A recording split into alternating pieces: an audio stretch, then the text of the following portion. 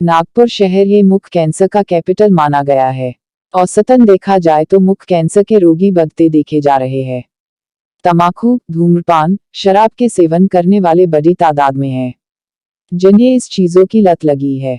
इसे जल्द छुड़ाना नामुमकिन है। हमारे साथ है डॉक्टर राजेंद्र देशमुख, जो कि ईएनटी सर्जन है। उन्होंने कहा कि कैंसरजन्य पदार्थों को टालकर ओरल कैंसर से बचा जा सकता है। ईएनटी में ओरल कैंसर से रिलेटेड लिप कैंसर, टंग कैंसर, चीक कैंसर, श्वरनलिका, अन्ननलिका, जबड़े और थ्रोट कैंसर है। लिकर कंजम्पशन, तंबाकू, धूम्रपान, सुगंधित सुपारी का सेवन करने से मुख कैंसर होता है। मुंह के अंदर बार बार छाला आना, तीखा लगना कैंसर के सिम्पटम्स है। ओरल कैंसर में कैंसरजन्य पदार्थ कार्सिनोजेनिक के काम करते हैं। तो आइए इस खास विषय पर बात करते हैं डॉक्टर राजेंद्र देशमुख से। यंग जनरेशन में मुंह के कैंसर का परसेंटेज बहुत बढ़ गया है और इसका कारण है खर्रा, गुटखा, तंबाकू, ये सब खाने की जो आदत है। ये अभी बहुत स्कूल के एज से ही दिखा है। ऑलमोस्ट 7 से 8 साल की उम्र से बच्चे खाना शुरू करते हैं। उनके साथ में उसका कोई दोस्त खाता है, इसलिए उसके कारण वो खाना चालू करते हैं और धीरे धीरे ये आदत बढ़ती है और इसके कारण फिर सबम्यूकस फाइब्रोसिस और सबसे डेंजरस है कैंसर का परिणाम अभी बहुत ज़्यादा इंसिडेंस बहुत बढ़ गया है। पहले के ज़माने में जैसे जानते थे कि बुढ़ापे में ये कैंसर ज़्यादा था, लेकिन अभी जानकारी ऐसी है कि यंग एज में राइट फ्रॉम से 15-16 साल से लेके तो 35-40 साल तक, यानी जो कमाने का या सीखने का एज है, उसी एज में इसका परसेंटेज ज़्यादा है। और ये बहुत चिंता वाली बात है, क्योंकि यही जनरेशन अगर इनको इसी उम्र में कैंसर हो जाता तो अपने फैमिली को कैसे सपोर्ट करेंगे। एक तो ये है और उसके ऊपर फिर खर्चा हो जाता है कैंसर के। उसके ऊपर लोग आते हैं, बड़े लेट स्टेज में आते हैं काफ़ी लोग। कभी कोई होम्योपैथी के पीछे भागता है, कोई आयुर्वेदिक के पीछे भागता है, कोई और ट्रीटमेंट लेता है। 6-6 महीने तक छाला रहने के बाद भी डॉक्टर प्रॉपर डायग्नोसिस होता नहीं है और इस तरह से फिर स्टेज बढ़ने के बाद जब आते हैं तो नेचुरली फिर उसके रिजल्ट भी इतने अच्छे नहीं आते हैं ट्रीटमेंट के।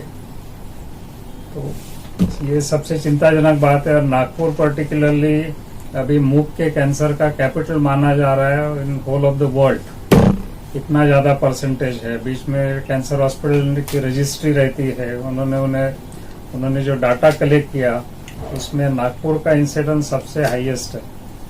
और इसका कारण यही है कि खर्रा, गुटखा, तंबाकू का सेवन, स्मोकिंग तो पहले भी था, लेकिन अभी खर्रा, गुटखा, तंबाकू जो है पर्टिकुलरली मुंह में जो दबा के रखते हैं, इससे इरिटेशन होकर कैंसर का प्रमाण हद से ज़्यादा बढ़। नहीं, मैं ये नहीं मानता कि लोग पता नहीं करता, लोग इग्नोर करते जानबूझ के। जैसे कि काफ़ी लोग हमारे यहाँ आते कि छाला है, 4-4, 6-6 महीने में जबान के ऊपर छाला है या गाल के ऊपर छाला है, फिर भी लोग प्रॉपर डॉक्टर के पास नहीं जाते ट्रीटमेंट के लिए।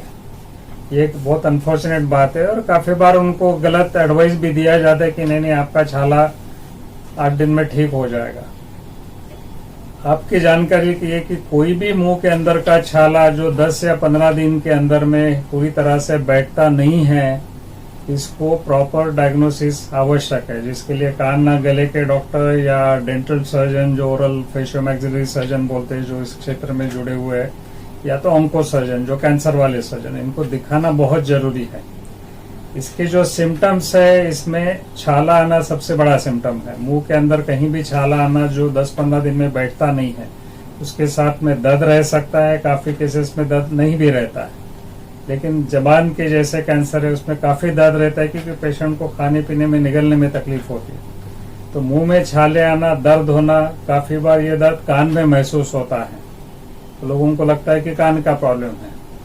बार बार छाले आना मुंह के अंदर, तीखा लगना, ये शुरुआत के सिम्टम्स है। धीरे धीरे जैसे कैंसर बढ़ता है वैसे वैसे खाने में तकलीफ होना, निगलने में तकलीफ होगी। जबान का काम है कि उसको पीछे ढकेलेगा। मुंह के अंदर में ही कैंसर है या जबान के ऊपर कैंसर, तो नेचुरली खाने पीने में तकलीफ होती है, सलाइवा ज़्यादा मात्रा में पैदा होता है। तो ये मुख्य सिम्टम्स इसके ये है कि खाने पीने में तकलीफ आना है या छाला होना है, ये 2 मुख्य कारण है।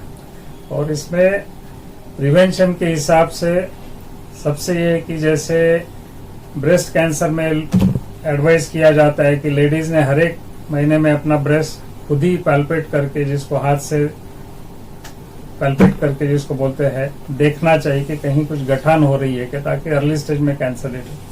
वैसे ही मुंह के अंदर में भी हम लोग एडवाइस करेंगे कि हर एक ने अपना मुंह आईने में देख के हर एक महीने में देखना जरूरी है।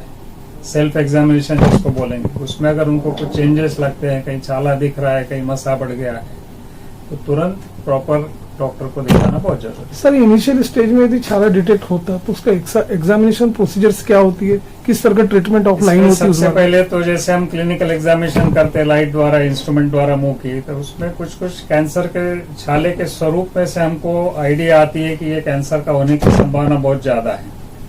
जैसे उसके आजू बाजू में बहुत कड़क भाग जिसको हम इंड्यूरेशन बोलते हैं मेडिकल टर्म्स में, छाला है, उसके बाजू में इंड्यूरेशन है और आजू बाजू में फैल रहा है, तो ये लक्षण है कैंसर का। तो ऐसे केसेस में फिर हम लोग उसके एग्जामिनेशन करके उतने भाग को सुन करके एक छोटा सा पीस जांच के लिए निकालते हैं जिसको बायोप्सी बोलते हैं, और ये बायोप्सी से फिर पैथोलॉजिस्ट के पास भेजते हैं। 3-4 दिन में बायोप्सी का अपने को रिपोर्ट आता है, उसमें 100% पता चल जाता है कि कैंसर है नहीं है या अर्ली जो प्री कैंसरस स्टेज है वैसी है। और फिर जो डायग्नोसिस आने के बाद फिर इसका प्रॉपर ट्रीटमेंट किया जाता है। एक गलतफहमी ये भी है लोगों में कि काफी बार हम लोग जब बायोप्सी एडवाइस करते हैं तो लोग डरते हैं, लोग बोलते हैं कि नहीं वो फलाने का बायोप्सी किया उसके बाद कैंसर बढ़ गया।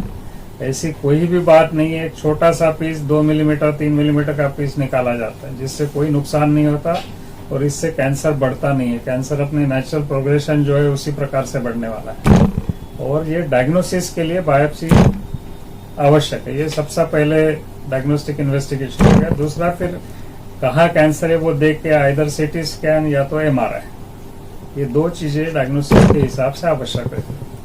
तीसरा एक सिम्टम बताना ये रह गया कि किसी के गले में अगर कहीं गठान गिल्टी आ जाती है जो पेनलेस है, कैंसर की जो गठान रहती काफी बार पेनलेस रहती, कोई दर्द नहीं रहता, इसलिए लोग उसकी तरफ ध्यान नहीं देते। तो कोई भी अगर गिल्टी नहीं डेवलप हो गई और वो धीरे धीरे साइज में बढ़ रही है तो ये भी कैंसर का लक्षण हो सकता है। तो ऐसे स्टेज में प्रॉपर कान नाक गले के डॉक्टर के पास जाके उसका इन्वेस्टिगेशन और डायग्नोसिस आवश्यक है। कैंसर में जैसे 4 स्टेजेस, स्टेज 1, 2, 3, 4 ऐसे मानी जाती है। अब स्टेज 3 और स्टेज 4 ऐसी है कि ये जनरली दीज आर, हम जिसको इनऑपरेबल बोलते हैं, इस टाइप की केसेस रहती है। और ऐसे केसेस में ऑपरेशन करना भी पड़ता है काफी केसेस में, ताकि एटलीस्ट उसको जो गंदी बास आ रही है, ब्लीडिंग होता है कभी, इससे रोका जाए। साथ में फिर इसको एडिशनल ट्रीटमेंट जैसे कीमोथेरेपी है या रेडियोथेरेपी ये भी दिया जाता है। लेकिन स्टेज 3 और स्टेज 4 के केसेस में जिसको हम प्रोग्नोसिस बोलेंगे या 5 ईयर सर्वाइवल बोलेंगे कि 100 मरीज जैसे है उस स्टेज के, तो उसमें से जो 5 साल तक जिएंगे इसका परसेंटेज बहुत कम है। हार्डली 20 से 30% केसेस 5 साल तक जिएंगे। तो आप जितना जल्दी इसको डिटेक्ट करेंगे उतना सर्वाइवल रेट इसका बढ़ता है और क्योर होने के चांसेस बढ़ते हैं। जब तक कैंसर का ऑपरेशन या ट्रीटमेंट होके 5-10 साल जाते नहीं तब तक अपन कैंसर क्योर अगर ऐसे नहीं बोल सकते, क्योंकि ऑपरेशन होने के बाद भी अपने को रेगुलर चेकअप आवश्यक है। हर एक 6 महीने में, शुरुआत में हम 3-3 महीने में चेकअप करते हैं, फिर नेक्स्ट साल में 6-6 महीने के बाद करते हैं या 4 महीने के बाद करते हैं। ऐसा अगले 5-10 साल ये रेगुलर चेकअप भी आवश्यक है, ताकि अगर कहीं दोबारा उसका लक्षण है तो उसी वक्त उसको प्रॉपर ट्रीटमेंट दिया जाए। सबसे पहले ये जो बुरी आदतें हैं, खर्रा, गुटखा, तंबाकू, खैनी या स्मोकिंग, काफी एरियाज में रिवर्स स्मोकिंग जिसको बोलते हैं, जो चुट्टा कैंसर बोलते हैं, वो जो जलता हुआ एंड मुंह के अंदर रख के फिर वो खींचते हैं उसको, कुछ ट्राइबल एरियाज में ये पाया जाता है। तो ये बड़े डेंजरस है। तो सबसे पहले तो इसको बंद करना, ये आदत बंद करना जरूरी है, और ये बचपन से ही स्कूल लेवल से ही करना जरूरी है। स्कूल लेवल में रेगुलर उनका चेकअप होना चाहिए, प्लस उनको क्या बोलेंगे एजुकेशन ये देना बहुत जरूरी है कि इसके दुष्परिणाम कैसे रहते हैं। उनको दिखाना चाहिए कि आप जैसे अभी से खाना चालू किए तो ये इसके बुरे असर होने वाले हैं आगे चल के। तो उसी तरह से उसी जड़ से ही उसको उखाड़ना जरूरी है। और सबसे मेन है इसमें गवर्नमेंट का ये, जिसमें ये खर्रा गुटखा जैसी चीजें तो टोटली बैन होना चाहिए, क्योंकि इसमें बहुत घातक केमिकल्स है। अपने आप पान तो पुराने जमाने से लोग खाते आ रहे हैं, स्मोकिंग भी काफी हद तक चलता था, लेकिन उस वक्त इतना परसेंटेज नहीं था। ये बढ़ने का कारण ये है कि जब से ये कर्रा गुटखा पाउचेस ये सब शुरू है, तब से इंसिडेंट सडनली बढ़ गया है। तो ये टोटली बैन करना चाहिए, लेकिन अनफॉर्चुनेटली गवर्नमेंट रेवेन्यू के कारण या पब्लिक प्रेशर के कारण जो भी है इसको बैन नहीं करते। वो मुझे संपर्क कर सकते हैं या कोई भी कान नाक गले के डॉक्टर संपर्क कर सकते हैं। देखिए, कैंसर ऐसी चीज है कि हर एक ENT सर्जन बोलो या ये ट्रीटमेंट नहीं करता है। कुछ लोग कुछ एरिया में स्पेशलाइज करते हैं, लेकिन बेसिक डायग्नोस्टिक हर एक ENT सर्जन कर पाता है। तो एक तो ENT सर्जन, दूसरे कैंसर सर्जन, या तीसरा दांत के डॉक्टर, मुख रोग के डॉक्टर, ये भी इसको डायग्नोसिस कर पाएंगे या उसका कुछ लोग उसका ट्रीटमेंट भी कर पाएंगे। तो उन्हें थोड़ा भी कुछ डाउट है तो नियरेस्ट जो भी पॉसिबल है उनसे जाके चर्चा कर सकते हैं। अपना कुछ शंका है तो वो समाधान कर सकते हैं। कान नाक गला के सभी प्रकार के ये होते हैं। साथ में एंडोस्कोपिक साइनस सर्जरी करके एक स्पेशलिटी ट्रीटमेंट, जिसमें एंडोस्कोप द्वारा साइनसेस का, कुछ आंखों की बीमारियों का ऑपरेशन किया जाता है।